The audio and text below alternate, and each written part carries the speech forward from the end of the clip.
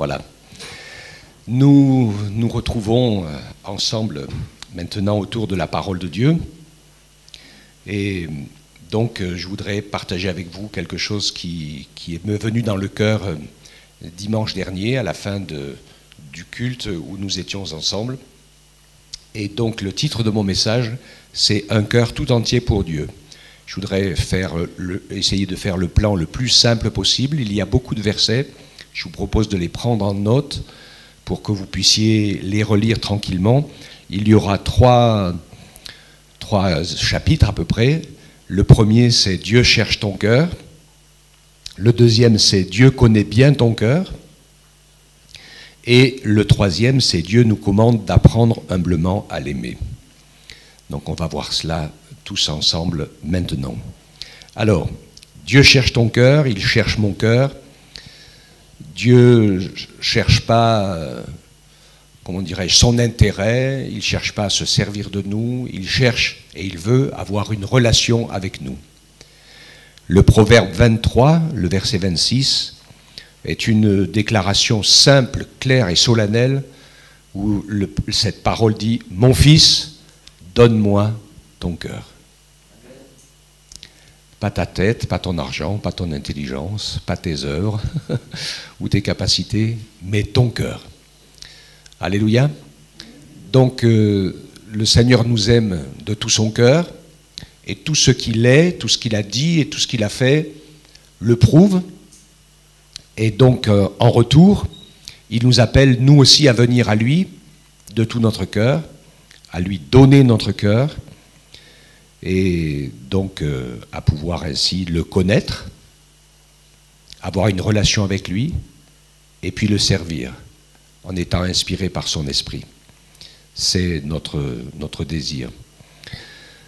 Dieu choisit pour son service et pour son œuvre des personnes qui vont travailler et développer un cœur comme le sien.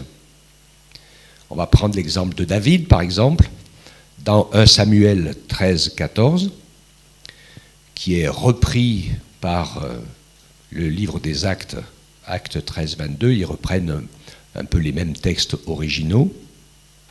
Ça a été au moment de la désapprobation de Saül et du choix de Dieu qui avait choisi David avant que personne ne le connaisse encore. Et il disait, au travers de la voix du prophète Samuel, il lui dit « J'ai trouvé David, un homme selon mon cœur, qui accomplira toutes mes volontés. » Ce verset est très intéressant. C'est bien de pouvoir servir Dieu, c'est mieux de pouvoir accomplir ses volontés à lui. D'accord ? Pour ceux qui suivent le cours avec Lisa, elle nous parlera de Caïn et de Abel. Je vous en ai parlé un petit peu déjà, hein, et de voir qu'il y en a un qui sert Dieu selon la volonté de Dieu, et l'autre qui sert Dieu selon sa volonté à lui. D'accord ? On en a un petit peu parlé. Donc j'ai trouvé David, un homme selon mon cœur. Il n'y a pas que David, Noé, je pensais à le premier, Abel, Hébreux 11, 4, pour Abel. C'est par la foi qu'Abel offrit un sacrifice de plus grande valeur. Et c'est par ses offrandes que, quoique mort, il parle encore.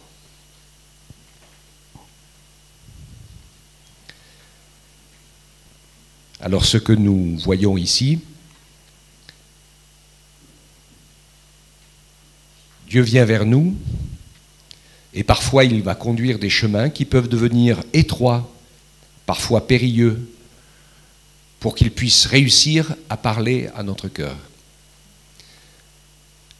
Quand il voit que de répondre à nos prières et à nos besoins, ce n'est pas suffisant, vous savez que souvent on aime bien être béni par Dieu, et Dieu nous bénit, mais ce n'est pas toujours suffisant pour nous mettre à son écoute. Le réflexe du cœur de l'homme, souvent, c'est quand Dieu nous bénit, quand nous exauce, c'est ça nous rassure et on se dit que Dieu est avec nous. Bien sûr que le Seigneur est avec nous, il n'y a pas de souci, mais il veut nous entraîner dans une nouvelle vie. Dans le livre du prophète Osée, au chapitre 2, au verset 16, il parlait d'Israël, de son peuple, qui étaient dans une situation spirituelle assez déplorable à certains moments. Dieu les a jamais lâchés, même si parfois il les a jugés, et jugés sévèrement quand ils sont allés beaucoup trop loin, par exemple, comme se mettre à faire comme les païens avant eux des sacrifices d'enfants. Donc là, ça va trop loin, là, on le comprend, hein, de faire payer par la vie des innocents. Et donc Dieu disait à Israël, son peuple, je l'ai amené au désert pour parler à son cœur. Amen. Je ne fais pas beaucoup de commentaires sur les versets, mais je voudrais qu'on puisse se les approprier, qu'on puisse savoir que Dieu connaît notre cœur, il cherche notre cœur, il veut une relation de cœur à cœur, il sait que pour le servir et pour accomplir sa volonté, c'est ce qui va être nécessaire, que nous soyons des hommes selon son cœur, comme l'était David. Alors par exemple, ça nous fait pas mal de travail. Si vous voulez étudier comment était David, c'était intéressant. Ça commence très très tôt dans son jeune âge, comme berger avec le troupeau de son père, où il avait besoin, il était un peu le petit dernier, on lui collait les tâches ingrates, mais il les a accomplies. Et il a pris des risques. Et il a fait des expériences avec Dieu. Il a vu Dieu agir, le protéger et lui faire réussir dans ses défis, qui n'étaient pas simples. Est-ce que David a eu peur de Goliath? Pas trop. Pas trop. Vous savez, quand enfant, dans la nuit, vous êtes obligé de défendre votre troupeau et de vous battre contre le lion et contre l'ours, alors quelqu'un m'a dit « Ah oui, il avait sa fronde. » Oui, la fronde le jour. Mais la fronde la nuit, ça ne le fait pas. Parce que tu ne vois pas, tu es obligé d'être au contact la nuit. Hein, et il dit « J'arrachais la brebis ou l'agneau de sa gueule. » Donc c'était quand même au contact. Hein.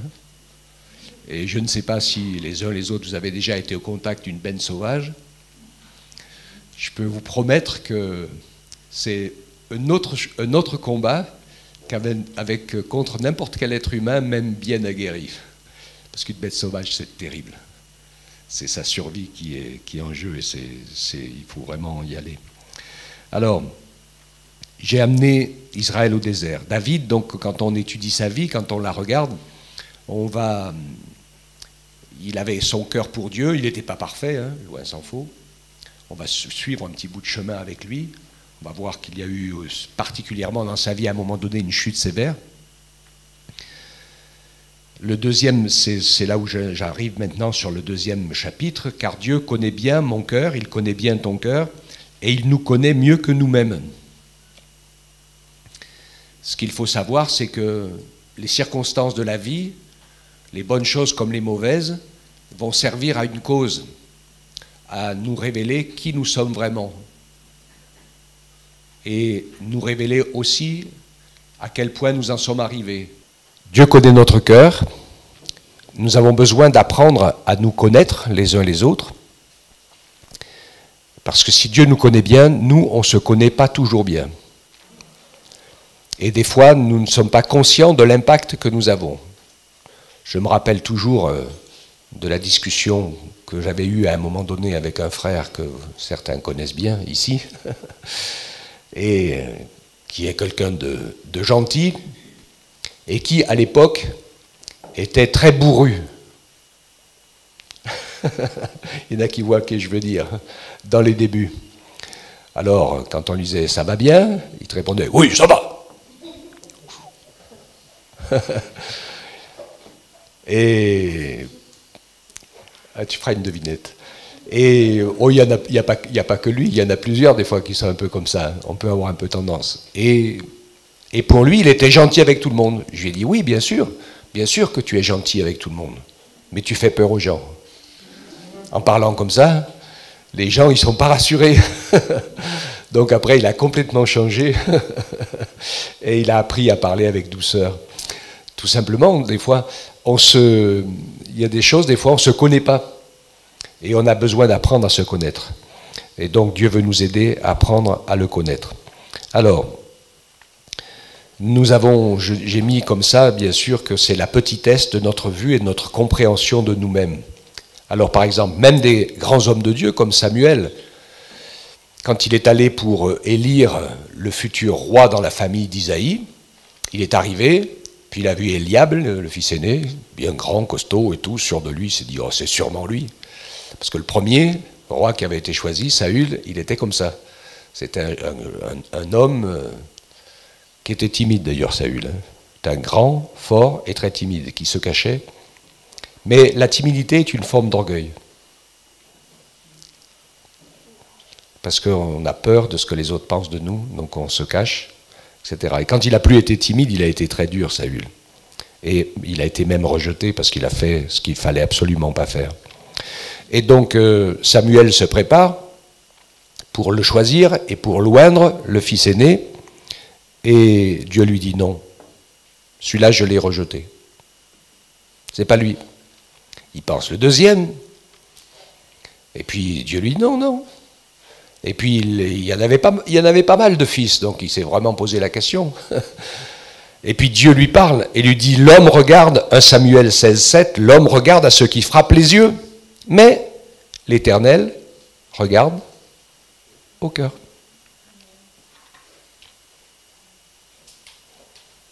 Il y a des personnes très grandes, très capables, très intelligents dans ce monde, et Dieu ne les choisit pas toujours. Je ne sais pas qui ne peut pas les choisir, ça ne dépend pas de la capacité ou de l'intelligence, ça dépend du cœur. L'apôtre Paul, par exemple, Saul de Tarse, était un homme très intelligent, très instruit dans la loi d'Israël. Il devançait beaucoup de ses pairs par sa connaissance et son obéissance à la loi, à la fidélité de Dieu. Donc tout ce qu'il a appris était fondamental et très utile. Mais quand il a rencontré le Seigneur et que le Seigneur s'est révélé à lui, eh bien on découvre qu'il avait un cœur qui aimait la vérité plus que d'avoir raison à tout prix. Vous vous rappelez ce que je dis par rapport à vouloir avoir raison à tout prix? Celui qui veut toujours avoir raison à tout prix ne gagnera jamais le prix de la raison. Ok? Et donc c'est Dieu qui nous justifie, à un moment donné, quand les choses sont prêtes. Et donc Samuel s'est trompé, il était en train de se tromper. Et donc nous avons un cœur qui a 3 défauts, ou 2 défauts plutôt, c'est que parfois on est un peu présomptueux et parfois on est trop faible. Et l'un et l'autre sont des exagérations. On se croit trop fort ou on se croit trop faible. Et on a raison, parce que quand on se croit trop fort, eh bien souvent on sort du chemin que Dieu nous a tracé, et quand on se croit trop faible, on n'y rentre pas sur le chemin que Dieu nous a tracé. Et on découvre, Dieu va nous montrer qu'il faut absolument qu'il y ait un changement. Alors, le roi Ézéchias, je vous ai parlé de Samuel. Je vous parle du roi Ézéchias. 2 Chroniques 32-31. Ce roi a ramené Israël à la foi. Et il a remis en ordre le service de Dieu. Il a été fidèle dans beaucoup de choses. Et Dieu l'a aidé par tous les domaines. Et à un moment donné, il s'est dit, je suis un bon chrétien. J'ai fait des progrès. Je suis fort. Hein? Et il nous a dit que Dieu l'abandonna pour connaître ce qui était dans son cœur. Un peu comme Job. Il est passé par le même chemin, Job. Tu crois que tu es bon, que tu es fort? Je vais vous dire quelque chose de fondamental dans quelques minutes. Mais si Dieu n'est pas à nos côtés, s'il ne nous aide pas, nous sommes directement en danger. Vous vous rappelez de l'apôtre Pierre? C'était pas un menteur, l'apôtre Pierre. Il était sincère quand il a dit « Mais j'irai avec toi jusqu'à la mort. S'il le faut, je t'abandonnerai pas, je te laisserai pas. » Et c'est pour ça qu'il l'a suivi. Il pensait qu'il était capable. Mais devant la marche à franchir, il ne l'a pas été. Tout simplement parce qu'il avait compté sur ses propres forces. Ça n'a rien à voir avec le Pierre qui a reçu l'Esprit de Dieu, qui a prêché la parole et qui marche par la foi et l'obéissance et qui se retrouve en prison comme nous l'a prêché Jérémie, vous vous rappelez, hein? et qui, moi, ça m'a toujours frappé, ça c'est impressionnant de voir qu'il est gardé, tout le monde est sous la tension, même les chrétiens prient, c'est un grand enjeu spirituel pour le lendemain. Et Pierre, il dort, mais il dort, à un tel point que l'ange est obligé de le secouer au côté pour le réveiller. Et comme il est mal réveillé, il faut qu'il lui dise « mets tes chaussures, parce que tu vas sortir quand même, et puis oublie pas ton manteau aussi ». Donc je vous dis que tout ça, ça montrait qu'il était vraiment dans un sommeil. Il savait que Dieu était dans l'affaire. Il se passerait ce que Dieu avait décidé. Ok ? Et puis on sait comment ça s'est passé. Après le reniement, Jésus l'a rappelé, dites aux apôtres et à Pierre, bien précisé, Pierre, tu n'es pas rejeté, tu n'es pas perdu. Dis aussi à Pierre que je vais vous retrouver tous en Galilée avant de monter au ciel. Et donc, et là, Pierre est passé un peu à la questionnette. Pierre, m'aimes-tu ? Par 3 fois, comme il l'avait renié 3 fois, c'était un petit peu compliqué, mais en même temps, c'était humiliant et bénissant. Parce qu'il lui dit « m'aimes-tu » ça fait allusion au fait qu'il l'avait renié. Mais Jésus donne la réponse. « Je te confie mes brebis. » Et la 2e fois « m'aimes-tu » ? « Je te confie mes agneaux. » Et la 3e fois « m'aimes-tu » ? « Je te confie mon troupeau. » Alléluia. Tu es faible, tu n'es pas capable de tenir, mais si tu fais ce que je te demande de faire, je serai avec toi, tu tiendras. Ou plutôt, je te tiendrai. C'est plus juste. Ok ? Après, David va faire une expérience. Je ne sais pas trop comment l'interpréter, cette chose. Je sais que je l'ai vécu, moi, ce verset, et que je ne l'ai pas bien vécu. Dans ce psaume 139, verset 23, que vous pourrez lire en entier, il dit « Sonde-moi, ô Dieu, et connais mon cœur. Regarde si je suis sur une mauvaise voie, et conduis-moi sur la voie de l'éternité. » C'est une belle prière. Et je me rappelle, moi, quand j'étais converti, je l'ai faite, cette prière, mais peut-être avec un peu de présomption. Je me sentais assez fort. Après la bataille de je ne sais pas combien de mois, à l'appel de Dieu, où je disais non, non, non, non et non, le Seigneur m'a contraint à dire oui. Donc j'ai dit oui, mais, Seigneur, tu me gardes et tu me protèges, tu me fais grâce. Et puis après, à un moment donné, j'étais au service militaire, je me suis senti, t'es pas mauvais chrétien quand même, ça va le faire. T'as fait des progrès. Et donc j'ai dit cette prière, sonde-moi, ô Dieu. Et juste après, il m'est arrivé un petit truc où je me suis enfui, comme un lâche, une situation à laquelle j'aurais dû faire face. J'ai dit, c'est bon Seigneur, tu peux arrêter le sondage. J'ai vu le fond, en une fraction de seconde, ça a été vite plié. Donc, ok. Donc j'ai compris une grande leçon. Et David, et tous, on peut passer des moments comme ça, ou autres, il va apprendre une leçon terrible, parce qu'à un moment donné, il va pécher. Vous connaissez tous l'histoire de l'adultère. On ne va pas rentrer dans les détails, mais il est tombé dans un piège, dans sa propre convoitise. Hein. Il n'y a personne d'autre de responsable que lui. Quand on pêche, ce n'est pas les autres. Hein. C'est toujours soi. Et donc, après, le Seigneur va le ramener. Il va le ramener à lui, mais il va apprendre quelque chose de fondamental que je vais vous dire. Dieu connaît bien chaque cœur et chacun de nos cœurs à nous. Et je vais vous dire ce que Jésus pense dans Jean 2, 25. Il est parlé de l'attitude des religieux, il est parlé de comportement de ceux qui n'étaient pas d'accord avec Jésus, etc. Il y avait des choses qui se passaient.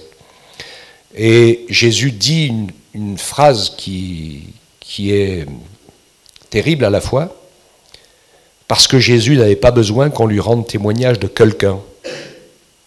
Il savait lui-même ce qui était dans l'homme. Et il sait que naturellement, l'homme n'a pas le cœur droit. Naturellement, l'homme n'a pas le cœur humble. Naturellement, l'homme n'a pas le cœur entier. Et naturellement, l'homme n'a pas le cœur capable. Et quand on se croit fort ou quand on se vante de ce qu'on sait ou de nos capacités, on est juste inconscient des réalités et de la vérité. Si tu n'es pas handicapé, si tu es debout, si tu as toute ta tête, que tu es saint d'esprit, et que tu es plein de connaissances et de capacités, tout t'a été donné par Dieu. Tout. On n'est pas meilleur que les autres, on n'a aucun mérite. Tout est grâce. Tout est grâce. Et si Jésus ne nous tient pas, on s'écroule. C'est ce que tout le monde vit. Tout est grâce, rien n'est mérite. Jésus le dit lui-même dans Jean 15, 5, « Car sans moi, vous ne pouvez rien faire. » Et Paul en rajoute une couche. Dans 1 Corinthiens 4, 7, il dit « Qu'as-tu que tu n'aies reçu ?»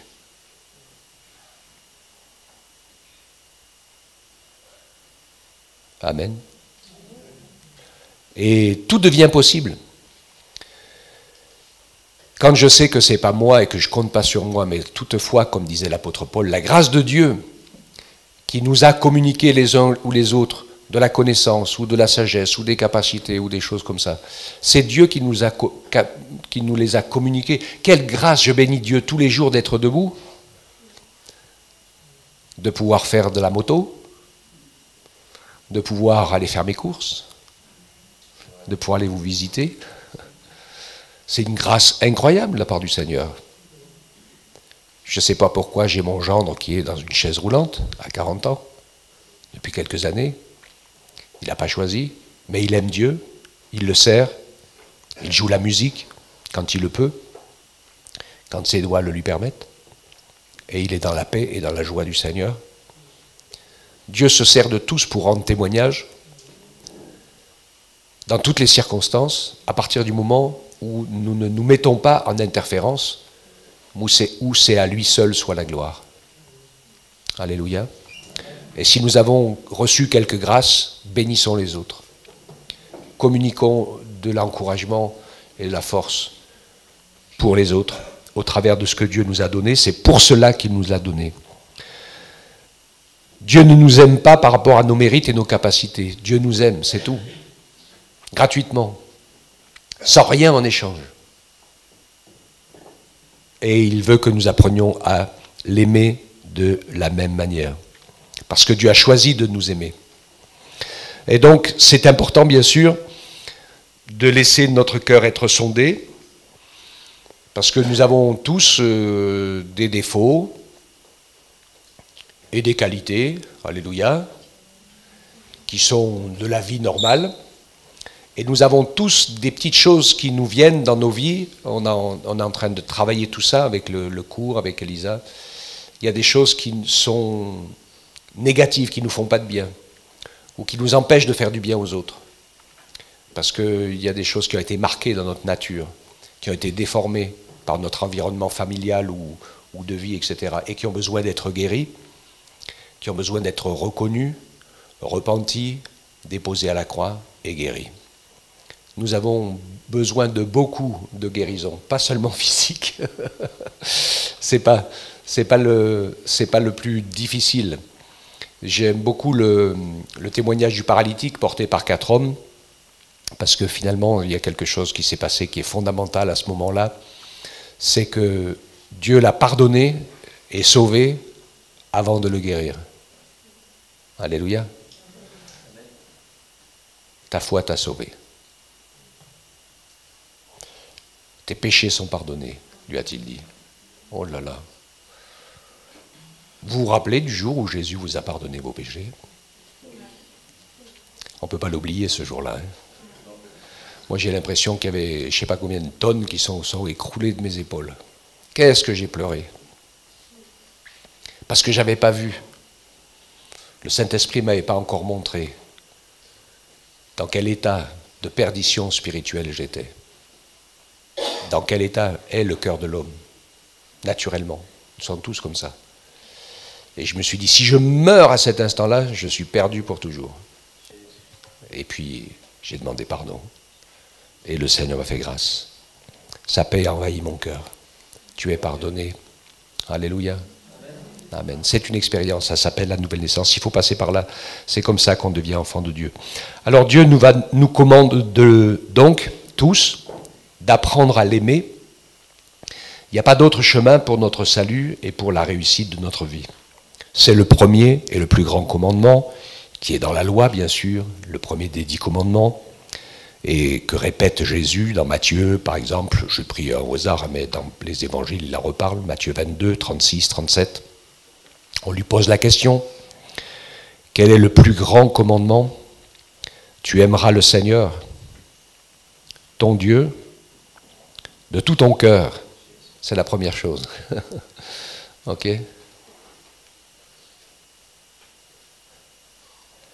Et dans le tout ton cœur, être un homme selon le cœur, sonder son cœur, c'est toujours avec un grand point d'interrogation. C'est Seigneur, aide-moi à faire la lumière sur ma vie. Donc, aimer Dieu, parce qu'il nous aime en toute vérité. Il nous connaît tous et il nous aime. Même il nous connaît quand c'est quelqu'un qui va très loin ou trop loin. Moi, je ne crois pas que Jésus a choisi Judas pour le faire planter. Il l'aimait comme tous les autres. Et il l'a choisi aussi en sachant qu'il avait plein de qualités et qu'il aurait pu faire des belles choses. Le problème, c'est qu'il n'a jamais pris à cœur ou voulu guérir de son amour de l'argent. Et donc, il n'a pas réussi. Le Seigneur n'a pas réussi le défi. Parce qu'il n'a pas voulu, bien sûr, et qu'il est devenu traître, et qu'il a changé de... Voilà, son amour de l'argent a pris le dessus sur tout un tas de choses, mais c'était... Pour Jésus, ça aurait été le moyen de le sauver. Lui confier l'argent, qu'il puisse dire, Seigneur, j'en peux plus, cet argent, il me brûle les doigts, je ne sais pas quoi en faire. Puisqu'il disait qu'il tapait dans la caisse. Hein, c'est bien écrit, hein. Donc pour ses besoins à lui. Et donc il aurait pu se repentir et être guéri, délivré. Vous savez, Jésus devait être crucifié, il l'aurait été de toute façon. Il n'y a pas de souci avec ça. J'insiste beaucoup quand je parle des prophéties de la Bible, qui sont les prophéties circonstancielles ou intentionnelles. Vous avez tous entendu cette explication? Oui, levez la main ceux qui l'ont entendu. Il y en a quelques-uns. C'est essentiel de savoir ça. Dans la Bible, vous avez toute une famille de prophéties qui sont intentionnelles. C'est le plan de Dieu, c'est la volonté de Dieu. C'est l'envoi de son Fils qui va offrir sa vie en sacrifice. C'est le plan de la révélation, par d'abord le début de la création, l'absence de loi, puis après les lois de Dieu, puis après toutes les prophéties qui, de toute façon, d'un bout à l'autre, annonce la venue de Jésus, puis le temps, après la loi, le temps de la grâce, puis le millénium, puis le jugement dernier. Tous ces événements, le retour d'Israël dans sa terre, etc., tous ces événements, ils sont dans les prophéties intentionnelles de Dieu. C'est sa volonté qui s'accomplit. Et le mal, le diable et tous ses anges peuvent se déchaîner tant qu'ils voudront. Ce que Dieu a décidé s'accomplira. Et puis il y a les prophéties circonstancielles, qui ne sont pas, comment dirais-je, c'est pas Dieu qui l'a programmé, c'est pas de sa volonté que ça s'est passé, mais c'est les hommes qui l'ont fait. La seule chose, c'est écrit dans la Bible, parce que Dieu est au-delà du temps, et qu'il est omniscient, et qu'il sait exactement comment les choses vont se passer. Donc il y a un certain nombre de choses qui sont écrites en avance, non pas pour qu'elles se réalisent comme ça, mais elles sont écrites en avance parce que c'est comme ça qu'elles vont se réaliser. Est-ce que ça vous parle? D'accord? Oui, ça va? Si j'ai la connaissance du temps et que je sais, par la connaissance du temps, que demain ta poule va traverser la route et qu'une voiture va l'écraser, c'est pas parce que c'est pas parce que j'aurais dit que demain ta poule va être écrasée, c'est juste si tu sais, parce que si tu es Dieu, tu sais, tu connais le temps, tu as vu que demain ta poule va être écrasée par une voiture. Voilà, il y en a une des deux, ou peut-être 2 sur 4 demain qui vont passer à la casserole, mais bon, parce qu'elles ne pondent plus.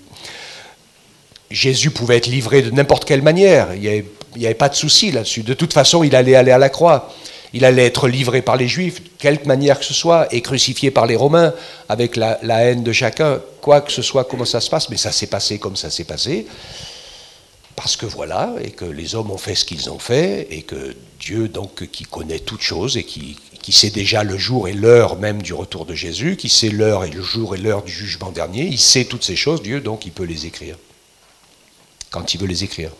Parce que les événements, il les écrit, mais jamais l'heure. Vous le remarquez dans la Bible.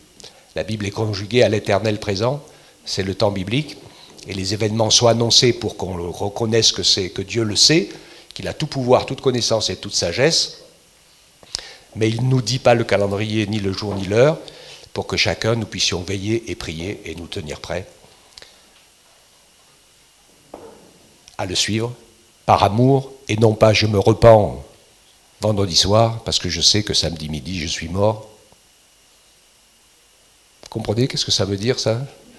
Ça veut dire que je profite de ma vie, je fais ma vie sans Dieu, je l'aime pas, mais avant de mourir, je me repens pour pouvoir aller au ciel. Mais si tu n'aimes pas Dieu, tu ne vas pas aller au ciel, hein. Même si tu te repens le vendredi, parce que tu sais que tu meurs le samedi. Donc, je dis un peu des exagérations, mais Dieu ne nous donne pas ses repères, parce que le seul repère, c'est de l'aimer. Le seul repère, c'est notre cœur. Le repère, c'est le cœur à cœur. Dieu prendra dans son ciel tous ceux qui l'aiment. Et c'est pour ça qu'il veut notre cœur, qu'il cherche notre cœur. Et parce qu'on va passer l'éternité ensemble. Ça va être un mariage long, hein. Donc si on ne s'entend pas, ça va être compliqué, hein. Donc on a toute la vie de la terre, qui n'est pas si longue que ça, pour apprendre à connaître les lois de Dieu, pour apprendre à connaître notre propre cœur, pour apprendre à connaître le cœur de Dieu, pour nous préparer, et être,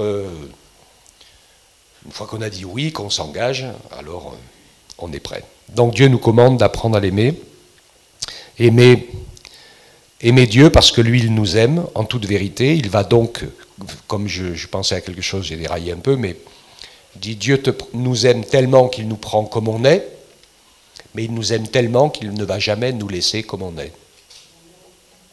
Il va travailler dès qu'on lui a donné notre vie pour que les choses puissent changer, qu'on puisse avancer, qu'on puisse lui ressembler, qu'on puisse intégrer les lois de son royaume. Et cela va demander parfois des épreuves, parfois de la souffrance, parfois de l'incompréhension. Mais c'est fondamental puisque même Christ a appris à faire la volonté de son Père en souffrant, dans l'obéissance. Donc le chemin est le même pour nous. Et il va de la même manière nous apprendre, donc puisqu'il nous aime, il nous apprend à aimer Dieu, il va nous apprendre à aimer notre prochain, parce que souvent on ne l'aime pas beaucoup, ou des fois on ne s'aime pas beaucoup. Mais vous avez vu dans les commandements, hein, le plus grand commandement, tu aimeras le Seigneur ton Dieu de tout ton cœur, de toute ton âme, de toute ta pensée. Et Jésus rajoute le deuxième commandement qui lui est égal ou proche, c'est « et ton prochain comme toi-même ». Donc il va nous permettre d'apprendre à aimer notre prochain. Si vous aimez ceux qui vous aiment, dit Jésus, les païens aussi, hein, tout le monde aime ceux qui nous aiment. Mais qu'est-ce qui prouve qu'on est touché et bouleversé par l'amour de Dieu? C'est quand on est capable d'aimer ceux qui ne nous aiment pas. Ou pas beaucoup. Okay? Et Dieu le permet. Donc n'en voulez pas à ceux qui ne vous aiment pas, c'est normal, il y en a toujours, et puis il y a des moments où on s'aime bien, puis il y a des moments où on ne s'aime pas, puis il y a des moments où on se réaime bien. Mais c'est comme ça uniquement qu'on va apprendre l'amour de Dieu qui n'est pas le même que le nôtre. Et là, on a besoin d'avoir une aide du Saint-Esprit parce que notre amour humain, il est pas mal sympa, il a plein de possibilités, il a plein de cases bizarres aussi. Le cœur de l'homme est tortueux par-dessus tout, c'est compliqué dans notre cœur. Et donc le Seigneur va nous aider à être remplis de l'amour le même que le sien. Donc on va apprendre par-dessus le nôtre à appliquer le sien. D'aimer son prochain comme soi-même. Et souvent on n'aime pas bien les autres parce qu'on s'aime trop mal. On ne se connaît pas assez bien. Et donc, là encore, David, c'était très intéressant. Il dit « Seigneur, je te loue de ce que je suis une créature si merveilleuse. » Vous vous rappelez de ce verset? Il ne faisait pas du nombrilisme. Hein. Il n'était pas en train de se regarder en disant « Oh, je suis le plus beau, je suis le plus fort. » Mais il louait Dieu parce qu'il avait la vie, la force, la santé.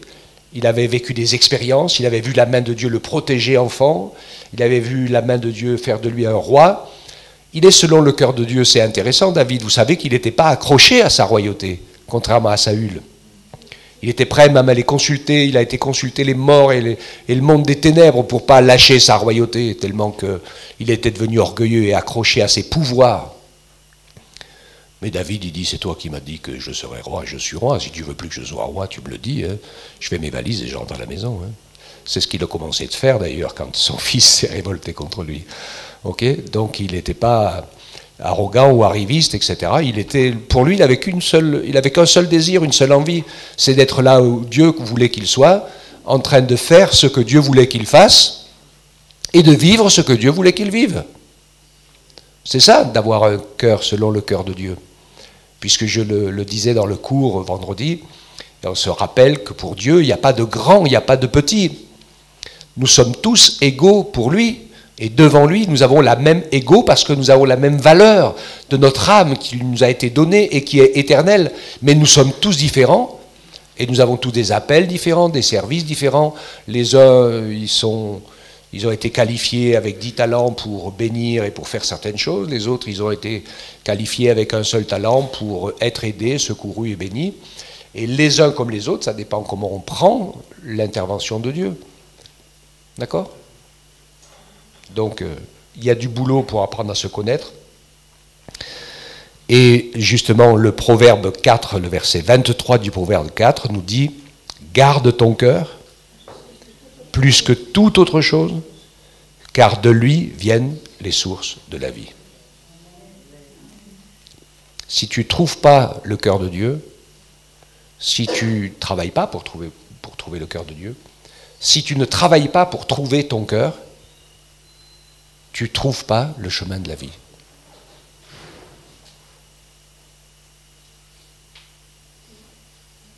Alléluia. Il y a du boulot, hein. Mais c'est un chemin super. Parce qu'on va voir la gloire de Dieu, on va voir l'amour de Dieu, on va voir l'aide de Dieu. À partir du moment où on lâche prise, qu'on a pris conscience qu'on n'était pas capable, qu'on était trop limité, et que notre sagesse humaine, elle est souvent improductive et parfois même contraire. Des fois, on sait tellement de choses, on sait tellement les faire, on sait tellement bien qu'on empêche Dieu d'agir. Sans s'en rendre compte. Et le Seigneur, il dit, vas-y, débrouille-toi tout seul.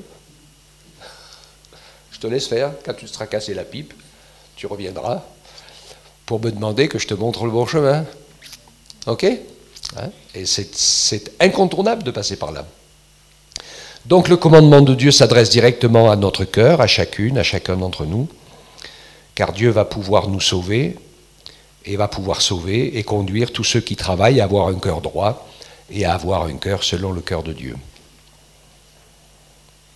Et je termine avec ce psaume 7, verset 11, où le psalmiste disait « Mon bouclier est auprès de Dieu, qui sauve ceux dont le cœur est droit. » Amen. Vous avez lu l'armure du chrétien, hein, dans les épîtres de Paul. Vous vous rappelez l'armure du chrétien? Le casque du salut, le bouclier de la foi, l'épée de la parole, la cuirasse de la vérité, la ceinture de la justice, la cuirasse de la vérité, les chaussures du zèle de l'évangile. C'est intéressant ça, hein. Il prenait l'armure qui était mise sur un homme. J'aime beaucoup cette image, parce que toutes ces protections, c'est tout ce que Dieu nous donne pour nous protéger de nous-mêmes et des autres, parce qu'à l'intérieur de l'armure, il y a un mollusque.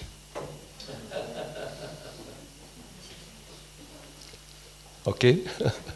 Un Bernard l'ermite. Si on n'a pas la coquille, eh bien, il n'y a personne qui peut résister à l'adversaire parce qu'on est déjà dans son camp, en commençant. Donc, on est déshabillé, on n'a pas de protection. Mais si on vient au Seigneur, c'est lui qui nous fortifie par la vérité, c'est lui qui nous protège par sa cuirasse, c'est lui qui nous sauve par le salut, c'est lui qui nous donne le bouclier pour éteindre les traits enflammés du malin, et c'est lui qui nous donne l'épée de la parole pour pouvoir avancer, combattre, le servir et faire sa volonté. Nous sommes protégés et rendus forts par l'armure que le Seigneur nous donne pour nous protéger de notre faiblesse et de notre incapacité naturelle à résister face au monde spirituel, qui est le vrai monde, celui-là. Alléluia. Donc bénissons le Seigneur chaque jour de nous aimer tels que nous sommes, malgré ce que nous sommes. Demandons au Seigneur de nous aider à connaître cet amour, son cœur, dont on a besoin d'être touché. Demandons au Seigneur de nous aider à nous connaître. C'est essentiel, c'est fondamental pour que nous puissions petit à petit être guéris, être reconstruits et que nous laissions le Saint-Esprit déposer au travers de nous la bonne graine. Nous sommes la terre. Un peu la pourriture dans la terre. C'est comme ça que la graine pousse. Hein. À partir du moment où la terre se laisse ouvrir, se laisse désherber, déroncer, et que la plante peut pousser et porter du fruit. Et Marie-Hélène, qui était avec les enfants, un jour, elle leur a dit, et notre cher jardinier, Patrick, elle a dit aux enfants, pour pousser des bons légumes dans le jardin et tout, il faut mettre plein de fumier. Vous savez ce qu'ils ont fait, vos enfants? Ils ont dit, oh berk, ça pue, c'est sale, ça sent mauvais. Ok, hein? Et donc, notre nature humaine qui est poussière, qui meurt, au fur et à mesure où Jésus dit celui qui veut sauver sa vie, il va la perdre, mais celui qui perdra sa vie, qui laissera sa vie être donnée, livrée, mourir, alors il la sauvera. Alléluia. Pas laisser mourir pour rien, laisser mourir pour Jésus, pour que ce soit Jésus qui soit le premier, parce que lui, il a pris le chemin, hein, il a pris le même chemin, il est allé jusque dans la mort et il a vaincu la mort pour nous. Alléluia. Amen. N'oubliez jamais que Jésus est la vie, le chemin, la vérité. Il a vaincu le péché pour nous. Nous sommes des pécheurs. Nous ne pouvons pas le vaincre tout seul. Il a vaincu la mort pour nous. Nous sommes des pécheurs. Nous ne pouvons pas la vaincre tout seul. Il a vaincu tous les pièges de l'adversaire pour détruire, égorger. Comment il disait? Égorger et détruire. Voler, égorger et détruire le malin. C'est son œuvre, il est là. Et il le fait pour des milliers de gens qui ne veulent pas, qui ne sont pas sous la protection de Jésus. Et il y en a même qui se prennent pour des grands hommes de cette terre. Ils savent plein de choses et tout ça. Ils sont complètement à côté de la plaque. Ils sont perdus. C'est pas la sagesse humaine qui va sauver le monde. Hein. Je pense que j'ai pas besoin de vous faire un dessin. Hein. Si vous voulez compter le nombre d'années que la planète entière a été sans guerre, et le nombre d'années que la planète a été avec des guerres, je pense que ça se compte sur les doigts de la main, les périodes où il n'y a pas eu de guerre sur la Terre entière. Mais autrement, le reste du temps, les hommes s'entretuent. Donc la sagesse humaine n'a pas de réponse. Mais l'amour de Dieu, oui. Amen. Il est le Dieu de la vie. Mon fils, donne-moi ton cœur, te dit le Seigneur. Cherche mon cœur. Laisse-moi te révéler ton cœur pour que tu te connaisses et que tu guérisses de ton cœur brisé, de ton cœur... Pour certains, le cœur est brisé. En même temps, parfois, il est présomptueux. Des fois, il y a les deux à la fois. On a tout dans notre cœur. On a tous les sentiments, les émotions, elles sont comme ça. Et des fois, le Seigneur nous conduit sur des chemins difficiles. J'ai vu des personnes qui sont presque à l'agonie, ils ont tout perdu, leur vie est pratiquement détruite et ils lâchent toujours pas prise. Ils lâchent toujours pas prise de dire le Seigneur, prends ma vie, fais-en ce que tu veux. Et certains, ça les emporte. Hein. Certains, ça les emporte. C'est super important que nous puissions donner notre cœur au Seigneur, que nous laissions le Seigneur entrer dans notre cœur, que nous prenions la parole, et je terminerai avec ça, ça sera ma conclusion. La Bible dit que la parole est un miroir. Et en général, le miroir, il sert pour se regarder soi-même. En général, je ne prends pas un miroir pour regarder les autres. Si je veux regarder Jean-Pierre, je le regarde droit dans les yeux, Jean-Pierre. Comme ça, je le vois. Je te vois à l'endroit, c'est pas comme mon téléphone, il lit les versets à l'envers. Donc, on se regarde comme ça, mais le miroir, c'est pour se voir soi-même. Et des fois, on dit, oh, le chrétien, un tel, il est comme ci, il est comme ça, on a plein de commentaires à faire, mais c'est pas ça que la parole de Dieu. La parole de Dieu te dit, c'est un miroir, cette parole, pour qu'en regardant, tu te vois, en te voyant, tu te sondes, en tu te sondes, tu laisses Dieu te réformer, tu grandisses, tu t'appliques la parole à toi-même, tu vis, tu mets en pratique tout ce que tu as compris, Et au fur et à mesure où tu mets en pratique tout ce que tu as compris, eh bien, le Saint-Esprit va pouvoir changer les choses et nous reconstruire différemment. Amen. Quelle grâce. Laisse travailler le Seigneur et le Saint-Esprit dans ta vie. Laisse-le faire. Donne-lui ton cœur. Il va s'en occuper. Amen. On remercie le Seigneur. Jésus, on te rend grâce. Quel amour tu as pour nous. Quelle patience tu as parce que tu nous connais. Et tu sais que par nature, nous ne méritons rien d'autre que la condamnation.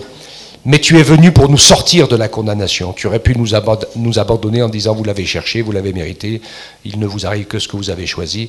Mais ce n'est pas ça que tu as fait. Tu as donné ta vie, tu es venu, tu as pris un corps comme le nôtre, tu t'es incarné. Tu as réussi là où nous avons tout raté. Toi, tu as tout réussi, tu n'as jamais péché. Et pour finir, tu as pris notre péché, notre condamnation, et tu es mort avec pour expier, pour qu'on puisse être gracié, secouru, et que par cette expiation, tu puisses venir nous habiter dans notre corps par ton Esprit Saint, afin de commencer à nous reconstruire. Aide-moi, aide-nous chacun à te chercher de tout notre cœur. Aide-moi, aide-nous à t'aimer de tout notre cœur. Aide-moi, aide-nous à te laisser travailler notre cœur, parce que c'est comme ça que les choses vont changer et que tu commences à changer nos vies et nos destinées. Merci pour ta bonté. Merci parce que nous saisissons ces choses. Et je ne vais pas faire un grand ou long appel, mais je voudrais que chacun puisse se dire, oui Seigneur, je veux comme te redonner mon cœur, te redonner ma vie, me remettre sur le métier pour que tu puisses travailler les choses qui sont indispensables pour me préparer à vivre l'éternité avec toi. Il y a des choses comme l'amour, le pardon, le don de soi, les œuvres bonnes qui sont indispensables pour pouvoir entrer dans ta maison. Aide-nous à les découvrir, à les rechercher. Toutes ces choses qui pour toi sont essentielles et qui sont plus précieuses que l'or. Oui, nous voulons le faire, Seigneur. Aide-nous à ne pas que passer notre journée entière à essayer d'être bénis par toi pour que tu t'occupes de nous comme des enfants gâtés, mais que nous puissions réfléchir, méditer sur nos propres voies, sur nos intentions, sur ta volonté, sur ton plan, sur notre présent et notre avenir. Seigneur, oui, aide-nous à élever nos prières d'un cran pour aller dans ta direction, dans ton plan, dans ta pensée. Et merci parce que tu vas nous en donner la force, l'envie, la clairvoyance. Merci de nous aider chaque jour. Merci d'être avec nous tous les jours, comme tu l'as promis, Jésus, et tu l'es, heureusement. Quelle grâce incroyable. Que ton nom soit béni, ô notre Père. Nous te célébrons et nous te remercions pour Jésus. Nous te célébrons et nous te remercions pour ton Esprit Saint que tu nous as donné, que nous ne sommes pas seuls. Tu es notre force, tu es la grâce, tu es la vie, tu es l'éternité. Que ton nom soit béni et célébré, Père, au nom de Jésus. Amen. Amen. Alléluia.